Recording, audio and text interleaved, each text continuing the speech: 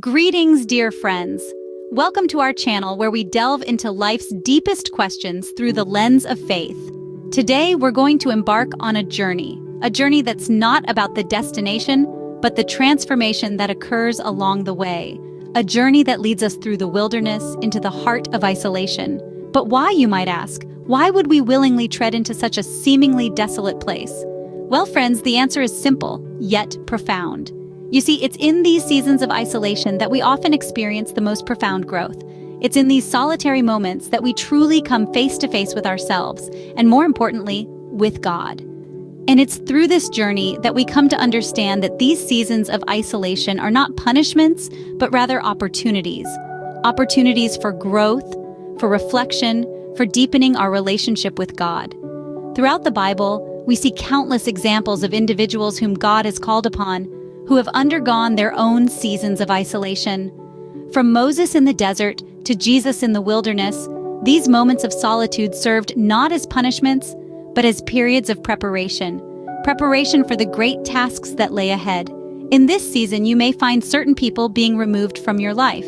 This can be painful and confusing, but remember, it's all part of God's plan.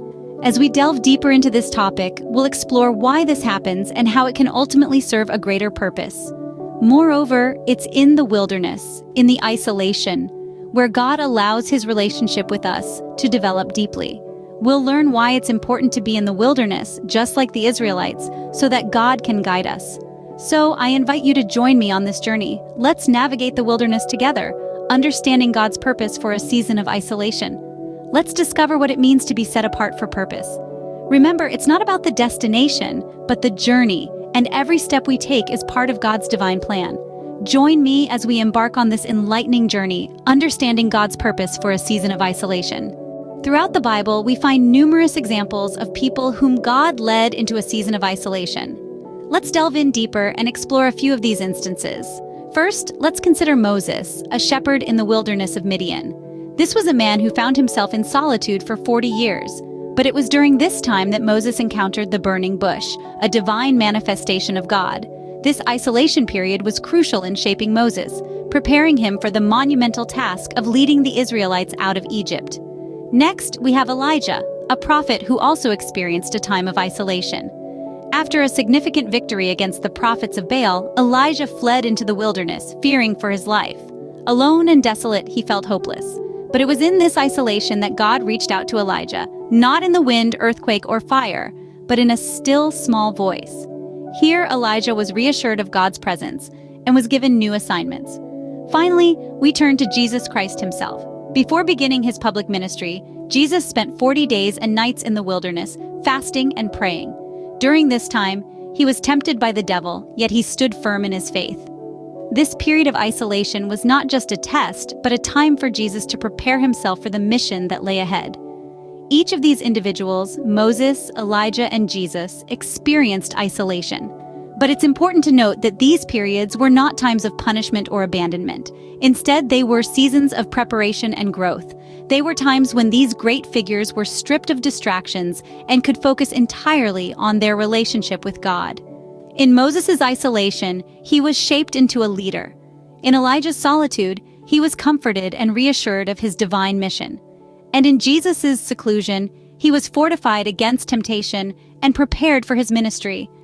Each of these instances of isolation served a divine purpose, molding these individuals into the people that God intended them to be. It's also noteworthy to mention that during these periods of isolation, certain people were removed from their lives. This removal was not arbitrary. It was part of the process, a necessary step in their spiritual journeys. Those who were removed were not meant to be part of the next chapter of their lives. Their absence made room for new people, new experiences, and new growth. So when we find ourselves in a season of isolation, it's important to remember these biblical examples. It's crucial to understand that these periods are not punishments. They're times of preparation. They're opportunities for spiritual growth and deepening our relationship with God. As we can see, these seasons of isolation are not punishments, but rather periods of preparation and growth. So let's embrace these seasons, trusting that God is using them to shape us into the people we're meant to be. During this season of isolation, you may notice certain people being removed from your life. It's a startling realization, isn't it? But pause for a moment and consider this.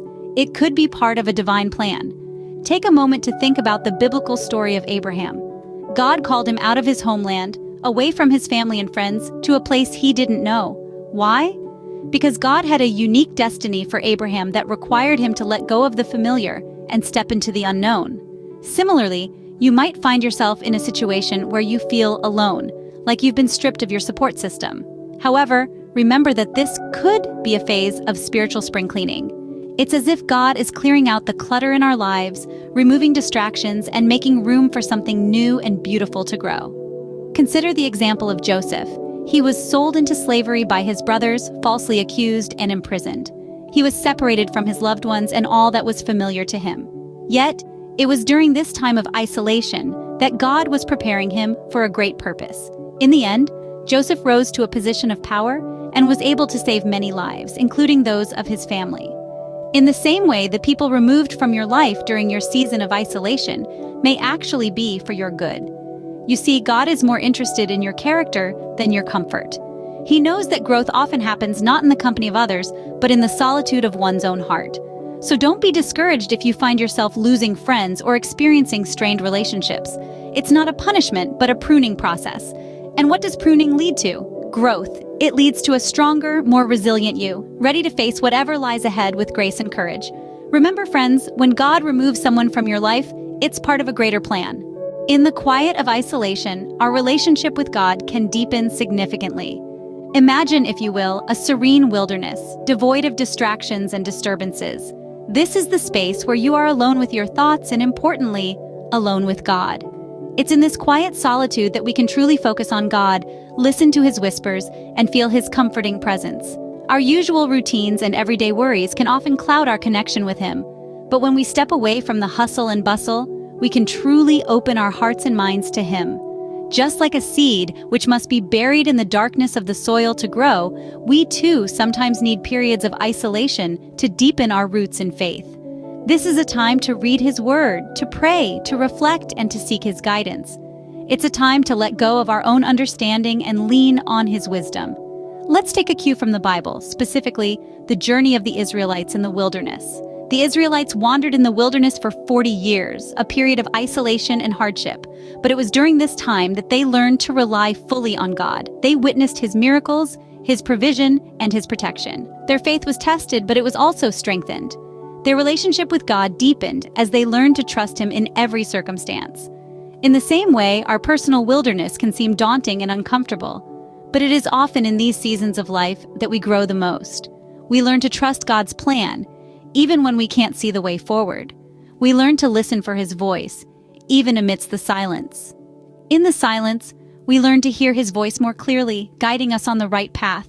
So embrace your wilderness, for it is a sacred space, a place of growth and deepening faith.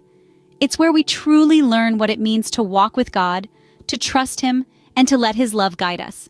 Remember, even in the quiet of isolation, you are never alone, for God is always with you. The wilderness may seem daunting, but it is in these times we must learn to trust God the most. Let's consider the Israelites. They were led into the wilderness after being freed from slavery in Egypt.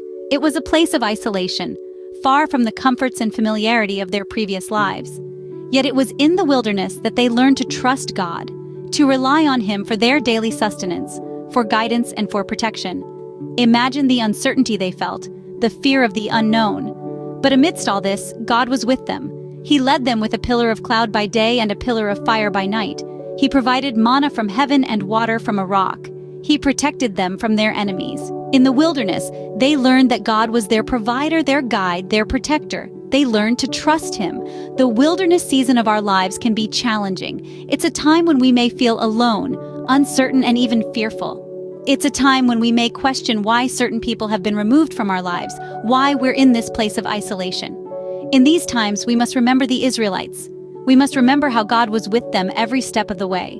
We must remember how He provided for them, guided them, and protected them. The wilderness is not a punishment, but a season of growth, a time to deepen our relationship with God. Trusting God in the wilderness means trusting Him with our lives, our futures, our everything. It means believing that He is with us, guiding and protecting us even when we can't see the path ahead. It means remembering His faithfulness, His promises, and His love for us. So, as we journey through our own wilderness, let us remember to trust God. Let us remember that He is with us, guiding and protecting us every step of the way. Let us remember that even in the wilderness, we are not alone. Even in the wilderness, God is there, guiding and protecting you. As we conclude, I want to encourage all those who might be going through a season of isolation. It can seem daunting, even overwhelming at times. But remember, you are not journeying through this wilderness alone. You are in the company of many who have walked this path before you, from the Israelites wandering in the desert to the prophets who sought solitude to hear God's voice more clearly.